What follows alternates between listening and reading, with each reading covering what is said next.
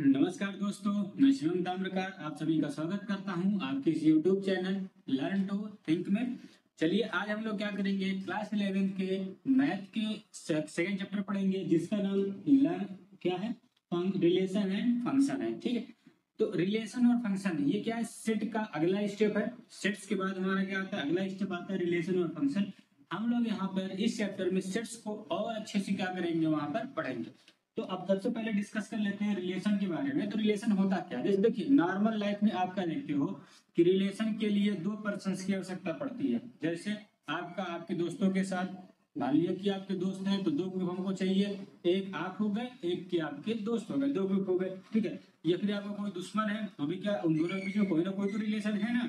ठीक है, तो हम क्या करते हैं, या फिर आपका आपके मित्र के साथ रिलेशन हो गया, आपके आपके परिवार में किसी भी व्यक्ति के साथ रिलेशन हो गया। ठीक है, तो क्या है, रिलेशन के टाइप्स है ना, अलग अलग प्रकार के अलग अलग लोगों से क्या होते हैं, रिलेटेड होते हैं, संबंधित रखते हैं। ठीक, तो वैसे ही मैथ में भी क्या होते हैं, रिलेशंस होते हैं। एक्चुअली क्या है ना कि मैथ में हम लोग क्या करते हैं, शुरू से ही रिलेशंस पढ़ते हैं। जैसे कि दो नंबर्स को जोड़ना है, क्या करना है, हमको जोड़ना है। जैसे कि हमको क्या करना है, ए प्लस बी करना है। तो यहाँ पर ए प्लस बी का रिलेशन बता रहा है कि दोनों को क्या है, ऐड करना है, कि क्या इन दोनों का रिलेशन है। या फिर हमने ए माइनस बी करना है, या ए डिवाइडेड बाई डी करना है, कुछ भी करना है, तो हमको क्या, ये सारे रिलेशन है। या फिर हमने क्या किया, कोई फार्मूला बता दिया। जैसे फार्मूले में क्या हो गया, हमारे पास ए प्लस बी का होल स्क्वायर हो गया, तो ये क्या हो जाएगा, A square plus B square plus 2ab। ये भी क्या है, एक टाइप का रिलेशन है। ठीक, तो हमने क्या किया, देखो यहाँ पे दो नंबर्स हैं, एक ए है दूसरा बी है। तो जब भी कभी वहां पर दो नंबर्स होंगे तो क्या होना चाहिए, तभी वहां पर रिलेशन बन पाएगा।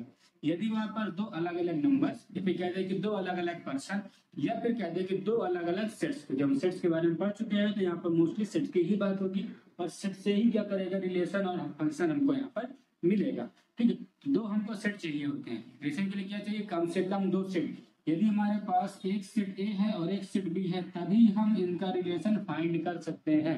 ठीक, और उसका भी एक कंडीशन है। रिलेशन को पढ़ने से पहले हमको सीखना पड़ेगा कार्टेशियन प्रोडक्ट। क्या सीखना पड़ेगा, कार्टेशियन प्रोडक्ट। अब कार्टेशियन प्रोडक्ट क्या होता है, अभी आगे चल के वीडियो में बताएंगे थोड़ी देर पहले, थोड़ी देर बाद। तो और कार्टेशियन प्रोडक्ट से पहले हमको सीखना पड़ेगा ऑर्डर्ड पेयर। क्या सीखना पड़ेगा, ऑर्डर। तो हम लोग क्या करेंगे, सबसे पहले ऑर्डर्ड पेयर सीखेंगे। फिर ऑर्डर्ड पेयर के बाद Cartesian product of two sets सीखेंगे। थ्री सेट का भी कार्टेशियन प्रोडक्ट होता है, फोर सेट का भी कार्टेशियन प्रोडक्ट होता है। लेकिन बेसिकली हमको मोस्ट ऑफ टाइम काम पड़ेगा सिर्फ टू सेट्स का कार्टेशियन प्रोडक्ट का काम पड़ेगा। सबसे पहले क्या हम लोग ऑर्डर्ड पेयर सीखेंगे। ऑर्डर्ड पेयर के बाद क्या सीखेंगे, Cartesian product of two sets. फिर उसके बाद रिलेशन पर आएंगे। ठीक है, चलिए आइए शुरू करते हैं हम लोग यहाँ पर ऑर्डर्ड पेयर के बारे में। सबसे पहले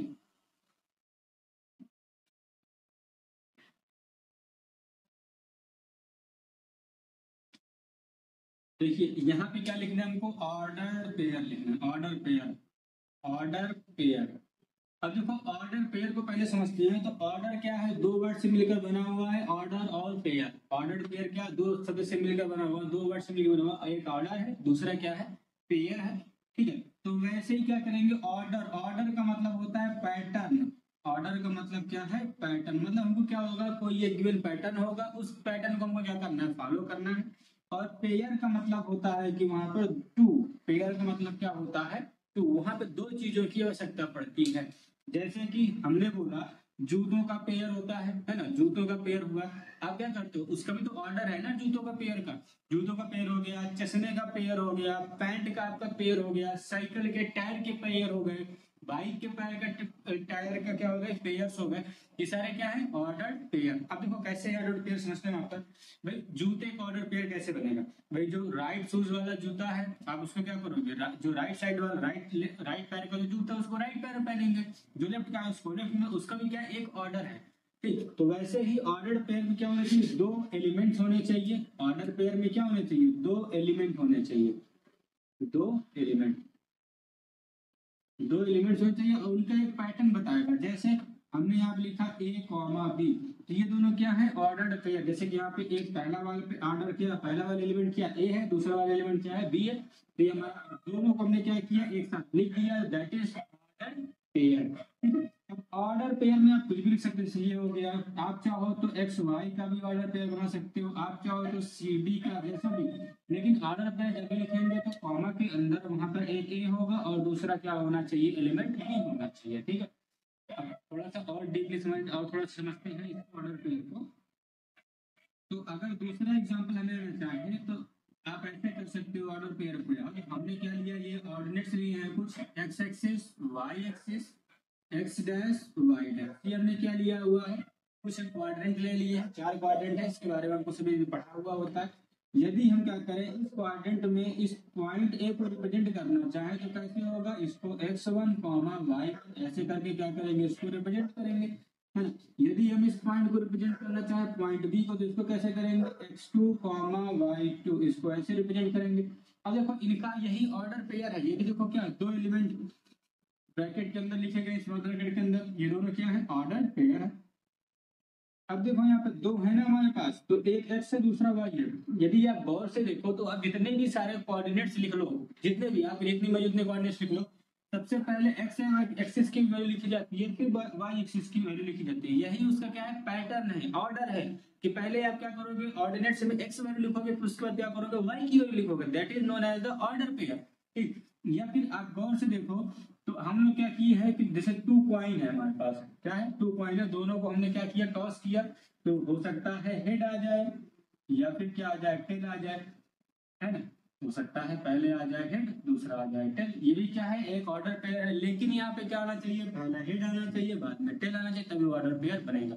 तो ऑर्डर पेयर का मतलब हमने ये समझा कि ऑर्डर पेयर में 2 एलिमेंट्स होने चाहिए, ब्रैकेट के अंदर कितने, 2 एलिमेंट्स होने चाहिए, और उसमें से हमको फिक्स कर दिया जाएगा कि कौन सा पहले आएगा, पहले एक्स आएगा कि पहले वाई आएगा, वो बता देगा, ठीक है। तो पहले एक्स अगर आता है, जब भी कभी कोऑर्डिनेट लिखते हैं तो पहले एक्स और वाई, इसी पैटर्न को हम लोग फॉलो करेंगे, पहले एक्स लिखेंगे हमेशा और बाद में वाई। तो जब भी कभी एक्स लिखा जाएगा, अब देखो ये दोनों अलग अलग सेट से बिलोंग करेंगे, कभी आगे चल के उसको सीखेंगे हम लोग वो भी, कि एक्स अपना अलग सेट का होगा, वाई अपना अलग सेट का होगा। मतलब जब भी कभी हम ऑर्डर पेयर बनाएंगे तो एक्स क्या करेगा, दूसरे सेट से बिलोंग करेगा, वाई क्या करेगा, दूसरे सेट से बिलोंग करेगा, और दोनों की वैल्यू को अलग अलग लिखा जाएगा, ठीक है। चलिए अब ऑर्डर पेयर समझ में आ गया, ठीक है। अब ऑर्डर के पेयर के बाद इसी का एक और टॉपिक आता है, इक्वलिटी ऑफ ऑर्डर पेयर, वो भी सीखते हैं पहले, इक्वलिटी ऑफ ऑर्डर पेयर क्या होता है। अभी हमको क्या देखना है, हमने क्या देखा, ऑर्डर पेयर समझ लिया, ऑर्डर पेयर। अब ऑर्डर पेयर के बाद क्या देखना है, equality, equality of order pair, order pair.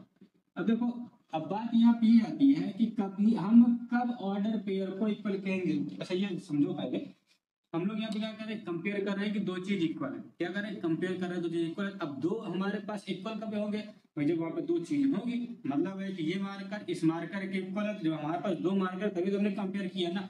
तो वैसे ही जब भी कभी इक्वलिटी ऑफ ऑर्डर पेयर आएगा तो वहां पर 2 सेट्स होंगे। सपोज दैट हमने लिया x1 y1, ये 2 सेट ले लिए हैं, x1 y1, और दूसरा हमने लिया है x2 y2, ये हमने क्या लिए, 2 सेट लिए हुए हैं। अब इक्वलिटी बोला तो दोनों क्या है, इक्वल। तो याद रखिएगा, इक्वलिटी ऑफ ऑर्डर पेयर में 2 सेट्स हमारे पास, 2 ऑर्डर पेयर होंगे हमारे पास, ठीक है, 2 ऑर्डर, एक ऑर्डर पेयर ये है, ऑर्डर पेयर ये है।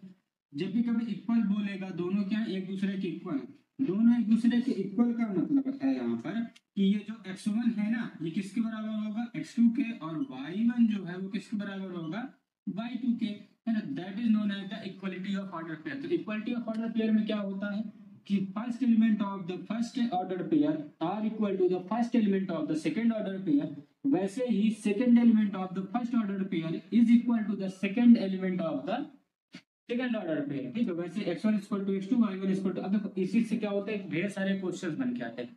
एक एग्जांपल देखते हैं हम लोग क्वेश्चन का, इसी से इक्वलिटी ऑफ ऑर्डर पेयर से।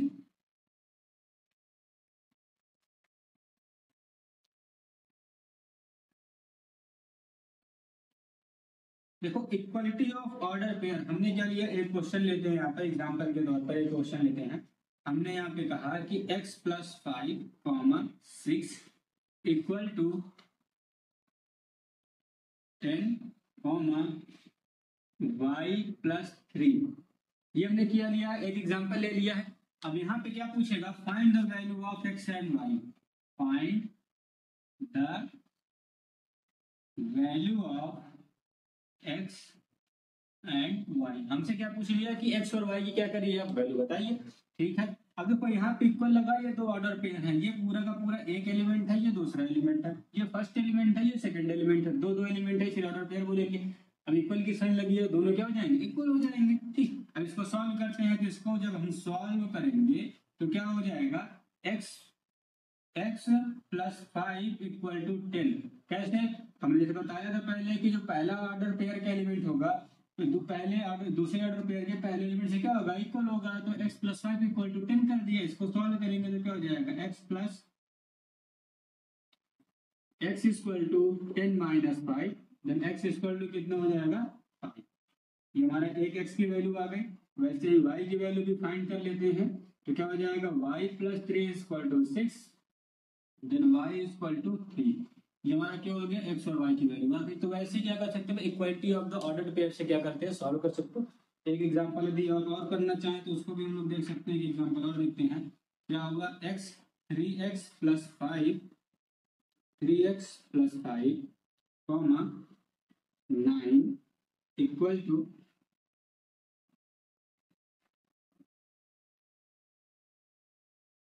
4 कॉमा 2x प्लस 1।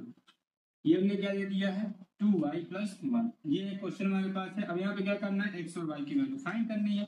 तो फिर से देखो यहाँ पे इक्वलिटी ऑफ ऑर्डर पेयर दिया गया, दोनों ऑर्डर पेयर क्या है, एक दूसरे के इक्वल है। तो इसको सॉल्व करेंगे तो क्या हो जाएगा, 3x प्लस 5 इक्वल टू 14। ये 3x प्लस 5 है, किसके बराबर होगा, 14 के बराबर होगा। इसको सॉल्व करेंगे तो क्या हो जाएगा, 3x इक्वल टू 5 को ट्रांसपोज किया, हमने क्या किया, 5 को ट्रांसपोज किया, तो कितना हो जाएगा, यहाँ पे 9 आएगा।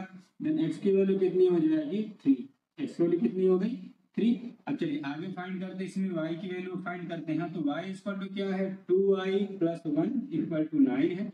हमने सॉल्व किया, 1 को ट्रांसपोज किया, देन 2y इक्वल टू कितना आया, 8। देन y इक्वल टू क्या आ गया, 4। तो ये हमारी क्या हो गई, x और y की वैल्यू मिल गई। तो ऐसे हम क्या करते हैं, ऑर्डर पेयर से रिलेटेड क्वेश्चंस को सॉल्व करते हैं। ऑर्डर पेयर वाले में कोई बहुत हाई वाले क्वेश्चंस नहीं आने वाले होते हैं, ऐसे ही आसान आसान क्वेश्चंस आते हैं। आई होप आपको क्या होगा, इतना समझ में आया होगा।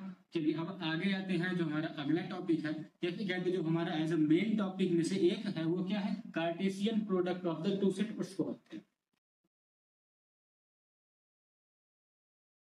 चलिए अब हमारा अगला टॉपिक है Cartesian product.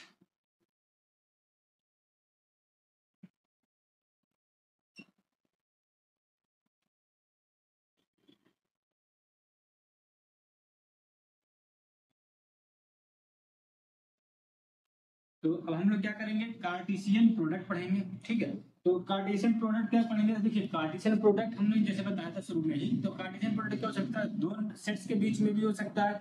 Cartesian product 3 sets के बीच में भी हो सकता है। सबसे पहले हम क्या करेंगे, कार्टेशियन प्रोडक्ट ऑफ 2 सेट्स पढ़ते हैं। सबसे पहले क्या करेंगे, 2 सेट्स का कार्टेशियन प्रोडक्ट पढ़ेंगे, कार्टेशियन प्रोडक्ट ऑफ 2 सेट्स। अब देखो सपोज दैट हमने क्या लिया है, 2 सेट्स लिए हुए हैं। उन दोनों सेट्स में से हमारे पास एक सेट ए है।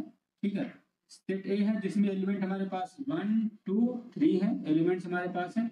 और दूसरा सेट क्या हमारे पास बी है, जिसके एलिमेंट हमारे पास क्या है, ए बी सी। ये 2 सेट्स हैं। अब देखो जैसे कि हमने पहले बताया था कि ऑर्डर्ड पेयर, तो कार्टेशियन प्रोडक्ट में देखो, प्रोडक्ट का मतलब क्या होता है, मल्टीप्लाई। प्रोडक्ट का मतलब क्या होता है, मल्टीप्लाई। हम यहाँ पे 2 प्रोडक्ट का या फिर 2 सेट्स का क्या करेंगे, मल्टीप्लाई सीखेंगे। कैसे कहेंगे, मल्टीप्लाई सीखेंगे। जैसे एग्जांपल पर इसको हम कार्टेशियन प्रोडक्ट समझाने से पहले क्या करेंगे, थोड़ा सा एग्जांपल देना चाहूंगा आपको। जैसे कि हमने क्या लिखा, a plus B multiplied by C plus D, ये हमने लिखा हुआ है। अब इसको यदि आप सॉल्व करोगे तो क्या होगा, ए का मल्टीप्लाई सी से भी होगा, ए का मल्टीप्लाई डी से भी होगा। मतलब है क्या हो जाएगा, A multiplied by C plus A multiplied by D. अब बी का मल्टीप्लाई सी से भी होना, बी का मल्टीप्लाई डी से भी होना है। तो वैसे ही यहाँ पर भी प्लस की साइन लगेगी, B multiplied by C plus B multiplied by D. इतना क्लियर है। अब सेम चीज हम क्या करेंगे, इन दोनों के बीच में करेंगे। जैसे कि देखो कार्टेशियन प्रोडक्ट, प्रोडक्ट कैसे लिखा जाता है, कार्टेशियन प्रोडक्ट हम लोग कैसे लिखेंगे, ए क्रॉस बी। जैसे यहाँ देखो मल्टीप्लाई लगा हुआ है ना, तो वैसे ए क्रॉस बी। ऐसे लिखना है। अब जब भी कभी क्या करेंगे कार्टेशियन प्रोडक्ट, कार्टेशियन प्रोडक्ट का मतलब ही होता है कि set of all ordered pair of set A and set B. तो सेट ए और सेट बी के बीच में जितने भी पॉसिबल कार्टेशियन पे क्या है हमारे पास, कार्टेशियन सॉरी ऑर्डर्ड पेयर है ना, उन सभी के लिए मैं एक सेट बना दे, that is known as the Cartesian product. क्या बोलते हैं उसको, कार्टेशियन प्रोडक्ट। अब देखो ए और बी हैं, तो क्या करेंगे ना, ए का मल्टीप्लाई किससे होगा, 1 का मल्टीप्लाई क्या होगा, ए से होगा, 1 का मल्टीप्लाई बी से होगा, 1 का मल्टीप्लाई सी से होगा। एक चीज और ध्यान देंगे हम लोग, हमने क्या बताया था ऑर्डर्ड पेयर में, क्या बताया था कि पैटर्न फॉलो करेंगे। देखो पैटर्न में क्या बताया, पहले सेट ए लिखा जाएगा, फिर बाद में सेट बी। देखो ए क्रॉस बी लिखा है, पहले ए लिखा है, बाद में बी लिखा है सेट। तो पहले ए सेट के एलिमेंट्स लिखे जाएंगे, बाद में बी सेट के एलिमेंट्स लिखे जाएंगे। ठीक, जैसे एग्जांपल में हम लोग कैसे करेंगे, 1 को ए से करना है तो 1 कॉमा ए ये हुआ, फिर 1 कॉमा 2 हुआ, फिर 1 कॉमा बी, फिर 1 कॉमा सी। ये हमारे क्या हो गए। अब 2 से करते हैं, तीनों को पेयर बनाएंगे, 2 कॉमा ए, 2 कॉमा बी, फिर 2 कॉमा सी, ये हुआ। अब 3 की बारी आई है, 3 से मल्टीप्लाई करेंगे, 3 कॉमा ए, 3 कॉमा बी और फिर 3 कॉमा सी। ये क्या हो जाएगा हमारे पास, देखो अब हमारे पास क्या है, ये सारे पॉसिबल ऑर्डर्ड पेयर हैं। ये क्या possible ordered pair between A and B, A और बी सेट के बीच में सारे पॉसिबल ऑर्डर्ड पेयर हैं। तो हमने क्या किया, इनको एक सेट बना दिया, that is known as the Cartesian product of two sets. ये आ गया। अब ऐसे ही करते हैं, जब भी कभी कोई आपसे पूछे कार्टेशियन प्रोडक्ट कैसे निकालते हो, तो ऐसे क्या करेंगे, ए और बी को क्या करेंगे, मल्टीप्लाई करने का मतलब है एक एलिमेंट सेट ए से लेंगे, फिर उनका बारी बारी से सारे बी एलिमेंट बी वाले सेट से सारे एलिमेंट्स क्या करेंगे, मल्टीप्लाई करेंगे, मतलब पेयर बना के लिख देंगे बस, ए कॉमा बी, 1 कॉमा ए, 1 कॉमा बी, 1 कॉमा सी। ये क्या है, ordered pair of two sets है। अच्छा हाँ, एक काम और भी कर सकते हैं, यहाँ पे पूछ सकता है कि बी क्रॉस ए भी पूछ सकता है। क्या पूछ सकता है, बी क्रॉस ए पूछ सकता है। अब गौर से ध्यान दीजिएगा, यहाँ पर बी क्रॉस ए, देखो बी क्रॉस ए में क्या है, पहले बी लिखा है, बाद में ए लिखा है। जैसे कि यहाँ पहले ए लिखा था तो सारे एलिमेंट्स क्या थे, पहले वाले सारे एलिमेंट्स किससे थे, ए से थे। अब यहाँ पहले बी लिखा तो सारे एलिमेंट्स किससे होंगे, पहले बी से होंगे। तो बी में पहले क्या लिखा है, ए का मल्टीप्लाई 1 से करेंगे, तो क्या हो जाएगा, ए कॉमा 1, फिर ए कॉमा 2, फिर ए कॉमा 3, फिर बी का मल्टीप्लाई तीनों से होगा तो क्या हो जाएगा, बी कॉमा 1, बी कॉमा 2, फिर बी कॉमा 3। फिर सी का मल्टीप्लाई तीनों से करेंगे तो क्या हो जाएगा, सी कॉमा 1, सी कॉमा 2, फिर सी कॉमा 3। अब गौर से आप देखो कि ए क्रॉस बी में एक ही एलिमेंट पहले थे तो यहाँ पे ए पहले लिखा गया, बी क्रॉस ए में बी पहले लिखा तो बी के सारे एलिमेंट पहले। अब याद रखिएगा, कभी भी यहाँ पर आप अगर गौर से देखें, then A cross B not equal to B cross A, ऐसा कभी होता नहीं है। यदि ऐसा होता हो, यदि आपको क्वेश्चन में दिया हो कि A cross B equal to A cross B, तो इसका मतलब है कि दोनों वहां पे क्या है, ए और बी दोनों क्या है, दोनों सेट के एलिमेंट क्या है, सेम टू सेम, दोनों इक्वल सेट है। तभी पॉसिबल हो पाएगा कि उनका दोनों का, इन दोनों A cross B equal to B cross A देता है, तो मतलब है कि दोनों के एलिमेंट्स क्या है, दोनों हमारे क्या इक्वल सेट में, तभी पॉसिबल है ऐसा। ठीक है, कार्टेशियन प्रोडक्ट में बहुत ही आसान सा होता है, बस करना क्या होता है, दो सेट्स होंगे हमारे पास, दोनों सेट में क्या करेगा, ए क्रॉस बी, ऐसे नोटेशन होता है। ये क्रॉस का मतलब है, ये देखो ये क्या है, ये कार्टेशियन प्रोडक्ट, इसी को हम लोग क्या बोलते हैं, क्रॉस प्रोडक्ट भी बोलते हैं। कार्टेशियन प्रोडक्ट को ये क्रॉस लगने की वजह से हम लोग क्या बोल सकते हैं, क्रॉस प्रोडक्ट भी बोलते हैं। क्या बोल सकते हैं, cross product, cross product, cross product भी क्या करते हैं, इसको बोलते हैं। ठीक है, चलिए अभी हमने क्या देखा था, कार्टेशियन प्रोडक्ट देख लिया है। अब कार्टेशियन प्रोडक्ट समझने के बाद हम क्या करेंगे, अब आते हैं सीधे एक्सरसाइज 1.1 पर। ठीक है, तो सबसे पहला क्वेश्चन हमारे पास है,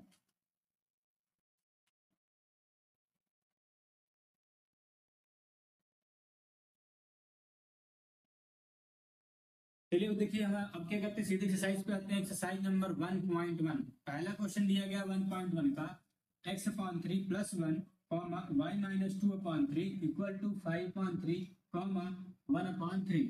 ये दोनों क्या है, दो पेयर ऑफ ऑर्डर्ड पेयर दिए गए हैं। ठीक है, अब ये दोनों ऑर्डर्ड पेयर में इक्वल की साइन लगी, मतलब कि यहाँ का फर्स्ट एलिमेंट इसके फर्स्ट एलिमेंट से इक्वल होगा और यहाँ के सेकंड एलिमेंट इसके सेकंड एलिमेंट से क्या होगा, इक्वल होगा। चलिए अब सॉल्व करते हैं इस क्वेश्चन को, तो क्या लिख सकते हैं यहाँ पर, x/3 + 1 इक्वल टू 5/3 लिख सकते हैं।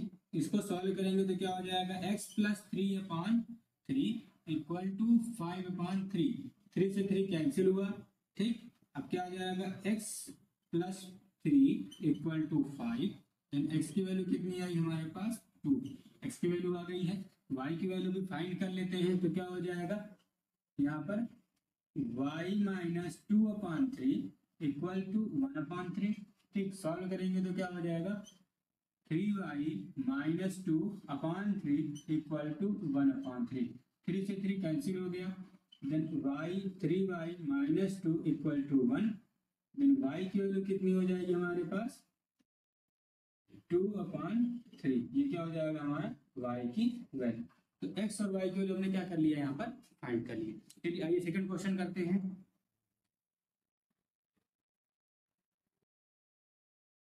चलिए अब देखिए हमारे पास क्वेश्चन है यहाँ पर, सेकंड नंबर क्वेश्चन एनसीईआरटी का। तो क्या कहता है वहां पर कि हमारे पास एलिमेंट ए, क्या सेट ए है जिसमें 3 एलिमेंट है, सेट बी है जिसमें भी क्या है 3 4 5 3 एलिमेंट्स ही हैं। हमसे पूछ क्या रहा है, ए क्रॉस बी पूछ रहा है। क्या पूछ रहा है, ए क्रॉस बी पूछ रहा है। तो इस यहाँ पर एन एक सेट ए है जिसमें क्या है एन, जिसमें हमारे पास क्या है पी एलिमेंट है, और एक सेट बी है जिसमें हमारे पास कितने क्यू एलिमेंट है। हमको यदि n A cross B find करना हो तो कैसे निकालेंगे, यहाँ पर p मल्टीप्लाइड बाई क्यू कर देंगे, आ जाएगा। सेम चीज यहाँ पे अप्लाई करते हैं तो क्या हो जाएगा, यदि हम ए क्या फाइंड करना है, n A cross B find करना है तो कैसे इसको करेंगे, यहाँ पर दोनों का मल्टीप्लाई कर देते हैं। इसमें भी 3 एलिमेंट, इसमें 3 एलिमेंट, 3 मल्टीप्लाइड बाई 3 कितना हो जाएगा 9। तो टोटल ए क्रॉस बी में कितने एलिमेंट्स आएंगे, 9 एलिमेंट्स आएंगे। ठीक, चलिए आइए नेक्स्ट क्वेश्चन करते हैं। अब देखिए हमारे पास अगला क्वेश्चन है कि एक सेट जी दिया है, दूसरा सेट एच दिया है। ठीक है, हमको क्या करना है, पता करना है यहाँ पे जी क्रॉस एच और एच क्रॉस जी की वैल्यू क्या करनी है, फाइंड करना। सबसे पहले क्या करते हैं, पहला क्वेश्चन लगाते हैं। ठीक है, तो पहले में हमारे पास क्या दिया है, जी क्रॉस एच। तो सबसे पहले क्या लिखा है, एलिमेंट जी लिखा गया है। तो जी के सारे एलिमेंट देखो, जी में कितने 7 और 8। तो 7 का पहले क्या होगा 5 4 2 से मल्टीप्लाई कराएंगे, 7 5 7 4 7 2। अब 8 आ गया, 8 का मल्टीप्लाई 5 से कराएंगे, देन 8 5 8 4 एंड 8 2। ये हो गया हमारे पास।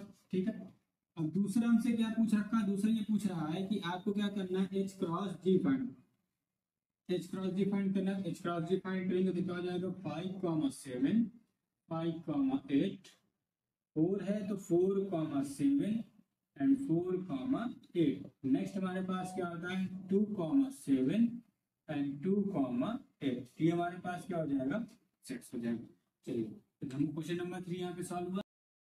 तो देखिए क्वेश्चन नंबर 5 पे आते हैं। तो क्वेश्चन नंबर 5 क्या कर रहा है, फाइंड ए क्रॉस ए की वैल्यू दे दी रखा है आपने यहाँ पे -1 और 1। सबसे पहले क्या करेंगे, जब भी कभी हमारे पास ए क्रॉस ए हो तो पहले इसको फाइंड करेंगे। तो ए क्रॉस ए को फाइंड करते हैं। ठीक है, तो ए क्रॉस ए को यदि हमने फाइंड किया तो ए क्रॉस ए में क्या हो जाएगा हमारे पास, देखो जैसे हम लिखना चाहें यहाँ पर, तो ए किसी के बगल में एक और लिख लेते हैं -1 1।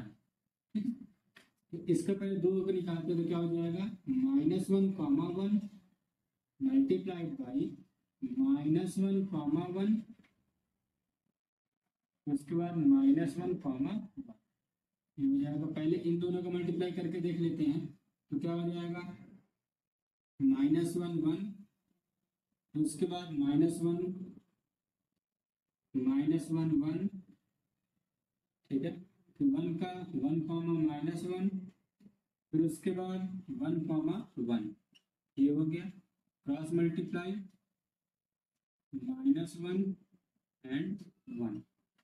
अब देखो इसका मल्टीप्लाई माइनस, देखो इसका मल्टीप्लाई -1 1 से होगा तो -1 -1 -1। ठीक है, फिर इसका मल्टीप्लाई क्या करेंगे 1 से होगा तो -1 -1 1। ठीक, अब इसका मल्टीप्लाई 1 होना है तो -1 1 -1। मल्टीप्लाई करेंगे इसका तो -1 1 एंड 1। अब इसकी बारी आई है, तो 1 comma minus one, minus one, 1 comma minus one, 1। ठीक, अब ये आखिरी बचा है 1 comma minus one and 1 comma 1 तो ये क्या हो जाएगा, Cartesian product of A cross A cross ए का हो जाएगा।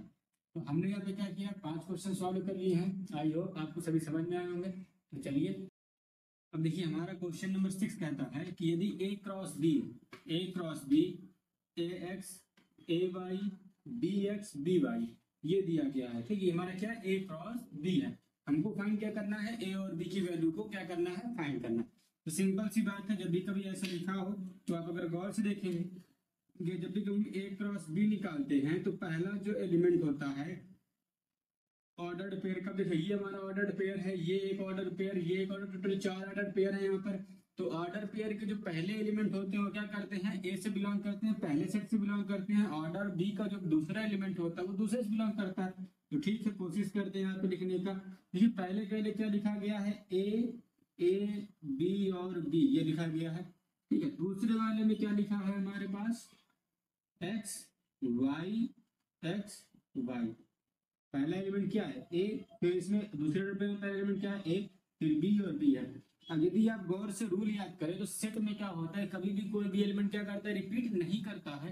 तो हमारा जो फाइनल आंसर होगा वो क्या हो जाएगा, ए और बी यहाँ से आ जाएगा और यहाँ से क्या आ जाएगा, एक्स एंड वाई। तो ए जो है हमारे पास क्या है, ए है, बी क्या है, वाई है। ठीक है, ए क्या है, ए बी है और बी सेट क्या है, एक्स और वाई है। ठीक, चलिए आइए आते हैं नेक्स्ट क्वेश्चन पे।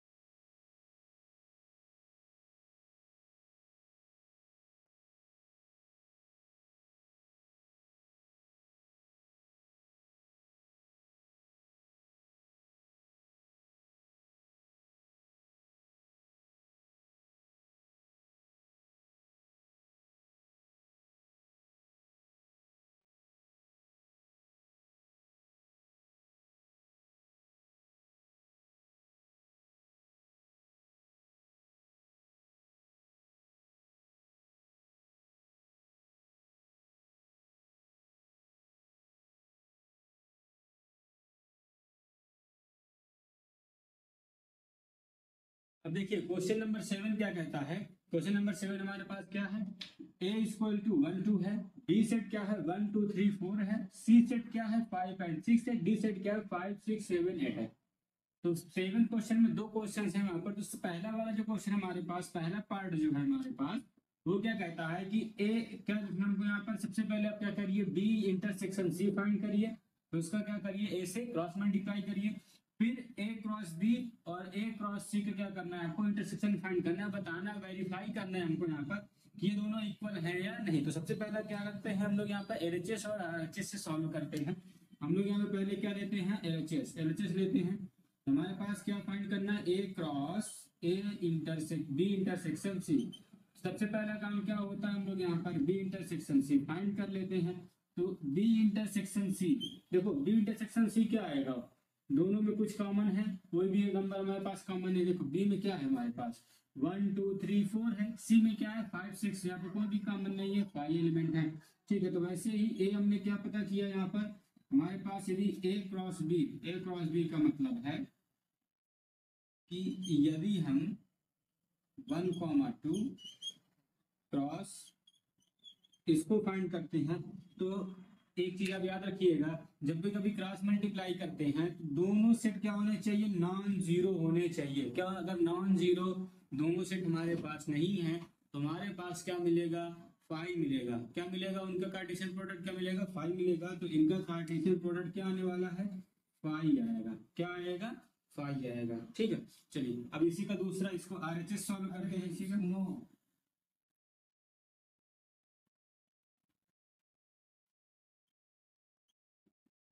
RHS क्या कह रहे हैं यहाँ पर, सबसे पहले हमको क्या करना है, A क्रॉस B फाइंड करना है, फिर intersection A cross C find करना है। ठीक है, सबसे पहले A क्रॉस B फाइंड करेंगे। देखो A क्रॉस B क्या करेगा, A का जो मल्टीप्लाई है 1 से भी होगा, 2 से भी होगा, 3 से भी होगा, 4 से भी होगा A क्रॉस B के लिए। तो चलिए उसको फाइंड करते हैं। तो क्या हो जाएगा 1, 2, 1, 1, 1, 3, 1, 4। अब 2 का मल्टीप्लाई शुरू से होगा 1, 2, 3, 4। तो क्या हो जाएगा 2, 1, 2, 2, 2, 3 एंड लास्ट में 2, 4। ये हुआ। अभी क्या करना है, इसका इंटरसेक्शन हमको फाइंड करना है। ए इंटरसेक्शन, जिससे अब देखिए ए में 2 एलिमेंट है, सी में 2 एलिमेंट है। तो क्या हो जाएगा 1, 5 और 1, 6। फिर उसके बाद 2, 5 और 2, 6। ये क्या हो जाएंगे इसके एलिमेंट। तब यदि आप गौर से देखोगे तो हमारे पास यहाँ पर भी क्या है, कोई भी कॉमन इन दोनों में कोई भी कॉमन सेट हमारे पास, कॉमन एलिमेंट हमारे पास नहीं है। फिर कहते हैं कॉमन ऑर्डर्ड पेयर हमारे पास नहीं है। तो इसका भी इंटरसेक्शन कितना आएगा 5। तो LHS क्या हो गया, RHS के बराबर हो गया। दोनों में क्या आते हैं 5 आता है। तो इसका मतलब हम कह सकते हैं जब भी कभी A cross B intersection C हो तो हम उसको A cross B intersection A cross C से भी क्या कर सकते हैं, फाइंड कर सकते हैं। मतलब है A का इंटरसेक्शन एक बार B से, A का मल्टीप्लाई एक बार B से होगा, A का मल्टीप्लाई एक बार C से होगा, फिर दोनों क्या कर देंगे, इंटरसेक्शन फाइंड कर देंगे। चलिए आइए इसका सेकंड क्वेश्चन करते हैं।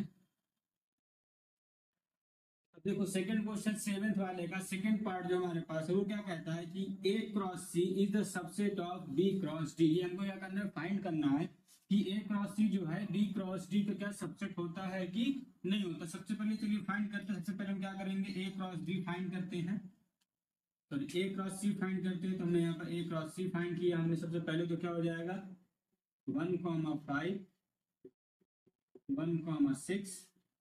फिर उसके बाद क्या हो जाएगा 2, 5, 2, 6। ये क्या हो जाएगा, A क्रॉस B निकल आया। अब हम क्या करते हैं, B क्रॉस D फाइंड करते हैं। ठीक है, B में भी देखो क्या आ जाएगा, पहले 1 का मल्टीप्लाई 1, 5, 6, 7, 8 से होगा। फिर 1, 5, 1, 6, 1, 7, 1, 8। फिर 2 की बारी है, 2 का मल्टीप्लाई इन चारों से होगा। देन 2, 5, 2, 6, 2, 7, 2, 8। ठीक, फिर 3 का मल्टीप्लाई सभी से होगा। 3, 5, 3, 6, 3, 7, 3, 8।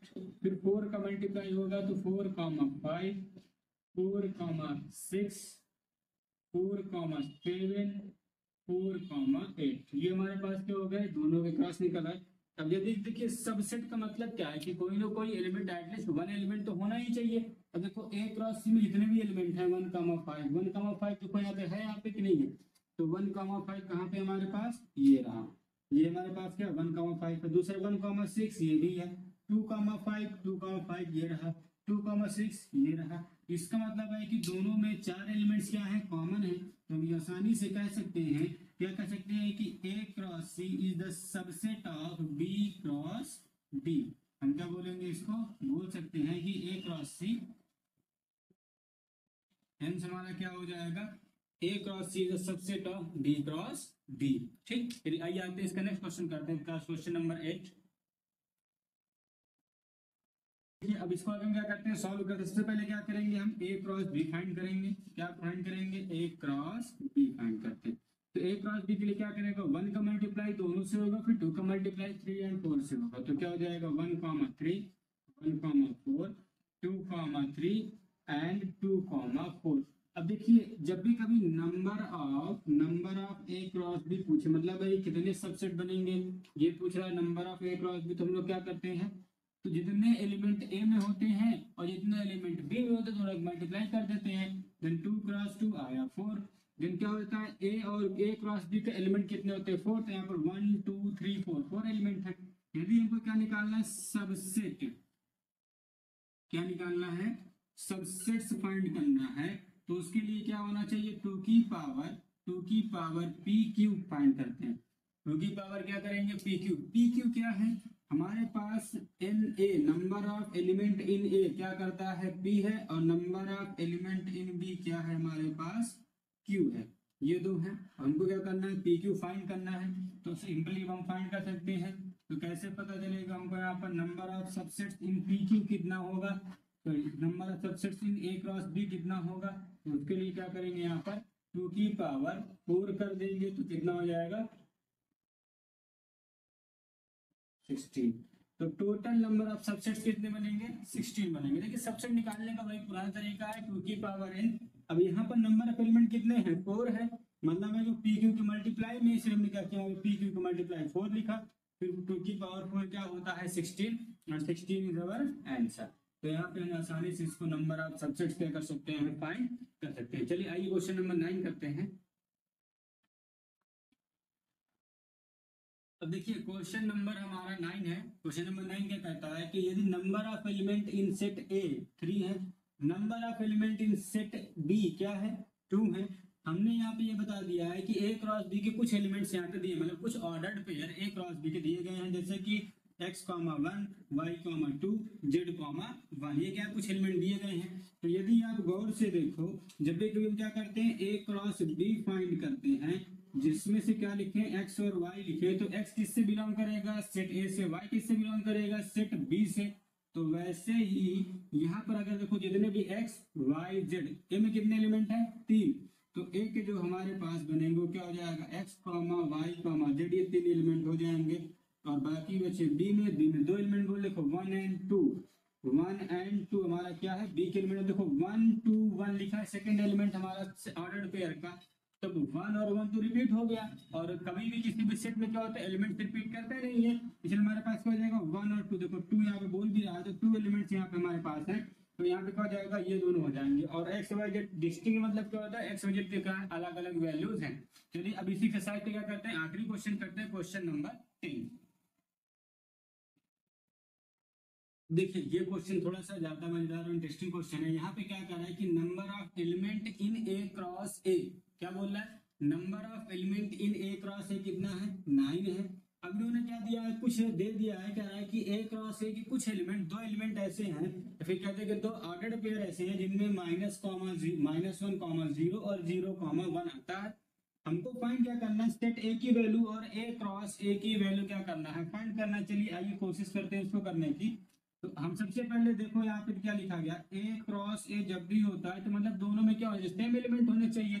और नंबर ऑफ ए क्रॉस ए कितना बोल दिया इन्होंने, नंबर ऑफ ए क्रॉस ए कितना बोल दिया है 9। अब यहाँ पे सेम नंबर है, तो अब ये बताइए यहाँ पर जब भी कभी मान लेते हैं लेट करते हैं कि नंबर ऑफ एलिमेंट इन ए कितना है पी है, पी है। अब यहाँ पे क्या करोगे p मल्टीप्लाई बाई पी करोगे, जब p मल्टीप्लाई बाई पी करोगे तो क्या निकल के आएगा number of element in A cross ए निकल के आएगा, मतलब है ये p स्क्वायर हो जाएगा की वैल्यू कितनी हुई 9 हुई, देन p की वैल्यू कितनी हो जाएगी 3। कहने का मतलब ये है कि नंबर ऑफ एलिमेंट इन ए कितना है हमारे पास 3 है, नंबर ऑफ एलिमेंट ए कितना है 3 है।